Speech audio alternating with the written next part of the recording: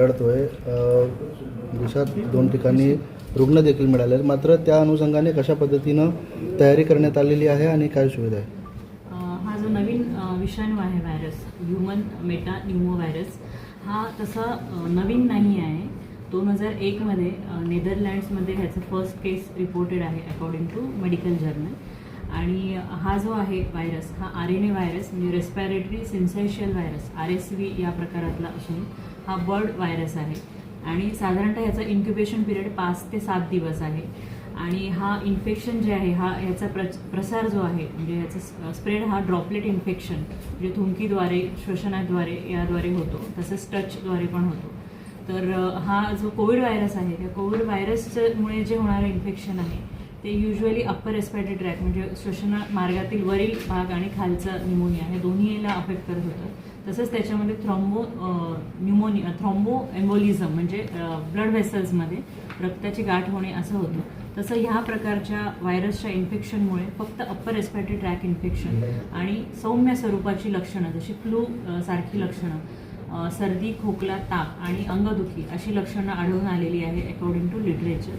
आणि ही लक्षणं जर आढळली आपण तर त्याच्यासाठी आपल्याला सिम्पटमॅटिक ट्रीटमेंट घ्यायची आहे। म्हणजे जसं की ताप असेल तर तापाच्या अनुषंगाने, सर्दी असेल तर सर्दीच्या अनुषंगाने अशी ट्रीटमेंट घ्यायची आहे। आणि मी नागरिकांना तुमच्या माध्यमातून आवाहन करू इच्छिते की अशा व्हायरस इन्फेक्शन याच्याने घाबरून जाऊ नका। हिवाळ्यामध्ये आणि उन्हाळ्याच्या सुरुवातीला बऱ्याच वेळा त्याच्यासाठी पोषक वातावरण असतं व्हायरससाठी, फ्लू लाईक व्हायरससाठी, त्याच्यामुळे त्याचं थोडंसं वाढ होण्याची शक्यता असते।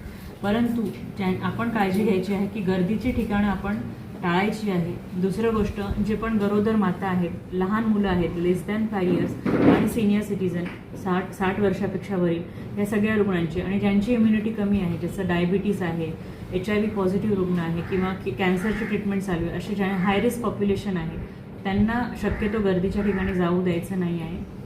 आणि पाणी भरपूर पिणे, ॲडिक्वेट हायड्रेशन, पौष्टिक आहार घेणे, हाय प्रोटीन डाएट, प्रथिनयुक्त आहार घेणे ही सगळी प्रिकॉशन पाळायची आहेत। जर ज्यांना सर्दी खोकला झाला आहे त्यांनी शक्यतो करून रुमाल, मास्क वापरणे जेणेकरून बाकी इतर लोकांना त्याचा संसर्ग होणार नाही याची काळजी घ्यायची। हस्तांदोलन टाळायचं आहे आपल्याला म्हणजे जेणेकरून टच द्वारे ते स्प्रेड होणार नाही। आणि थुंकी जे आहे ते सार्वजनिक ठिकाणी थुंकू नये हे तर आपल्या सगळ्यांना माहीतच नाही, पण याच्यानेही तो ड्रॉपलेट इन्फेक्शनने पसरू शकतो। ही सगळी काळजी आपण घ्यायची आहे। आणि नक्कीच आपण जसं कोविडसारख्या महाभयंकर आजारावरती मात करू शकलो, हा तर सौम्य स्वरूपाचा आहोत। आपण सगळ्यांच्या सहकार्याने याच्यावर नक्कीच आपण सगळ्यांनी कोणीच घाबरून जायची गरज नाही, कारण की हा सौम्य स्वरूपाचा आहे। आणि तरीही कोणालाही अशी लक्षणं आढळली तर IGM हॉस्पिटलला या तुम्ही। आपल्याकडे सगळ्या ट्रीटमेंट सुविधा याच्यासाठीच्या अवेलेबल आहे। रेस्पिरेटरी ट्रॅक इन्फेक्शनसाठी मिळणारी जी काही औषधोपचार आहे ती सगळी आपल्याकडे अवेलेबल आहे। आणि ह्याच्याबद्दलच्या उपाययोजना सांगायच्या झाल्या तर IGM हॉस्पिटलतर्फे आपण ह्या सगळ्या रुग्णांची डेली रिपोर्टिंग करतो। रेस्पिरेटरी ट्रॅक इन्फेक्शनची पेशंटची पिडियाट्रिक OPD दे असू दे नाही तर जनरल OPD त्यांची नोंद घेतो आणि ती त्यांच्या औषधोपचारांची पण नोंद घेतो। तसेच आपण शासनालाही कळवतो जर वेळोवेळी असे जे काही पेशंट आले तर।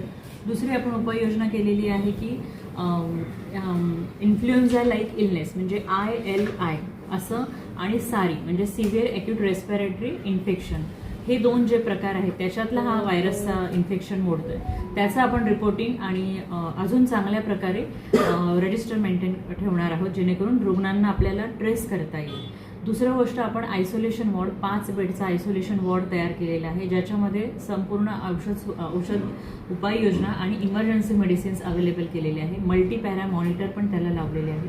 इन केस जर असा पॉझिटिव्ह रुग्ण आपल्या परिसरात आढळलाच तर आपण त्याच्यासाठी आयसोलेशन वॉर्डची स्थापना केलेली आहे। Thank you ma'am. काय सांगाल, आज IGMचा दौरा या ठिकाणी करण्यात आलेला आहे, काय विशेष आहे? आणि दुसरी गोष्ट ज्या पद्धतीने जो नवीन व्हायरसचा जे रुग्ण मिळत आहेत त्या अनुषंगाने या ठिकाणी पाहणी दौरा तर सध्या HMPV म्हणून नवीन व्हायरस जो आलेला आहे आत्तापर्यंत 2-3 जागेवर शिरकाव केल्याचं आपण पाहिलं असेल। महाराष्ट्र शासनाने देखील त्याविषयी ज्या काही काळजी घ्यायची असेल किंवा काही मेसेज टाकलेले आहेत तर त्या संदर्भात IGM रुग्णालय हे भिवंडीतील उपजिल्हा रुग्णालय जरी असले तर भिवंडीतील 8 ते 10 लाख लोक जिथे येतात, ट्रीटमेंट उपचार घेतात.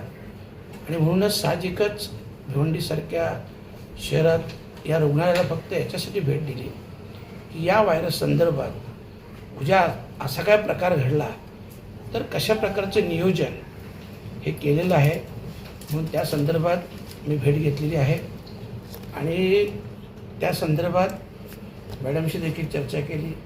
त्यांनी देखील ऑलरेडी चांगल्या उपाययोजना करून ठेवलेल्या आहेत आणि त्या संदर्भात काही औषधोपचार असतील किंवा इतर काही विषय असतील तर त्यांनी त्याची काळजी घ्यावी आणि सतर्क राहावं. आणि त्या संदर्भात मी एक पत्र हे आज त्यांना दिलेलं आहे. स्वतः पाहणी देखील केलेली आहे. पाहणी दरम्यान त्यांची व्यवस्था ही व्यवस्थित वाटली आणि म्हणून ह्या रोगाविषयी खास करून लोकांना आपल्याला देखील सांगतो, घाबरायचं काहीही कारण नाही. कारण कोरोनापेक्षाही कमी क्षमतेचा हा व्हायरल आहे. म्हणून घाबरायचं काही कारण नाही.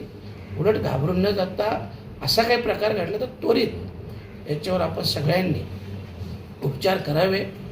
2 ते 3 दिवसात 4 दिवसात सहज पेशंट बरा होऊ शकतो.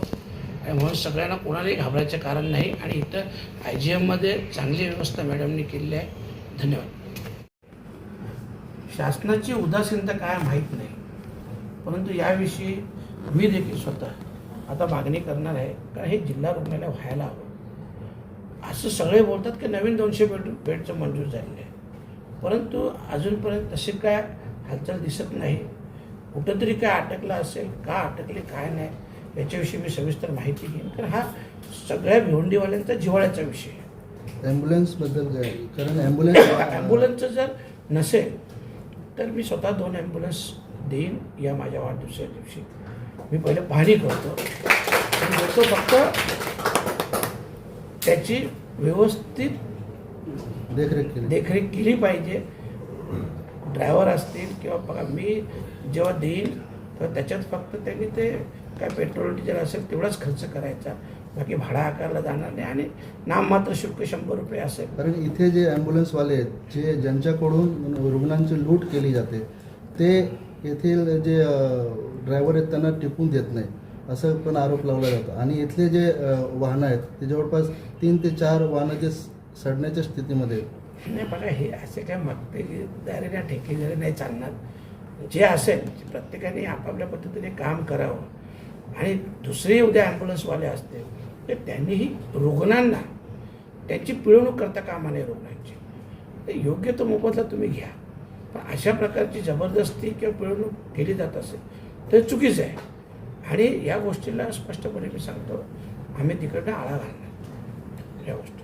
मग एक सगळ्यात महत्त्वाचा प्रश्न रुग्णालय प्रशासनाला इथे येतो की इथे सगळ्या सुविधा मिळतात मात्र डॉक्टर मिळत नाही, स्टाफ मिळत नाही. त्यामुळं त्या संदर्भात आपण काय भूमिका घ्यावी? बघा, हे आपण पाहिलं असेल. माझं नेहमी एक म्हणणं असतं की शासनाने एकतर आरोग्य विषय आणि शैक्षणिक विषय हे 2 विषय खूप प्रायोरिटी बेसवर हाताळायला पाहिजे. आज आपण डॉक्टरांचा पगार पाहता, आमच्या सिस्टर लोकांचा पगार पाहता. शहरात तरी थोडंफार ठीक आहे, ग्रामीण भागात तर खूप वाईट अवस्था आहे. खरं म्हटलं तर ग्रामीण भागात येण्या जाण्याचा प्रवास खर्च एवढा असतो आणि त्यांना पगार जर इथं 60,000 असेल तर 30,000 दिलं जातं, ह्याच्या उलट दिलं जातं. आणि ह्या सगळ्या गोष्टी शासनाने एक धोरण निश्चित करायला पाहिजे. या गोष्टीला प्रायोरिटी देऊन मग हॉस्पिटल असेल, आरोग्य असेल, पोलीस यंत्रणा असेल, यांना प्रायोरिटी देऊन त्यांना त्यांच्या कामाचा योग्य मोबदला मिळाला पाहिजे. आणि याच्यासाठी आपण नक्की प्रयत्न करू. नुसते प्रयत्न नाही तर मी त्याच्या गोष्टीचा पाठपुरावा देखील करेन.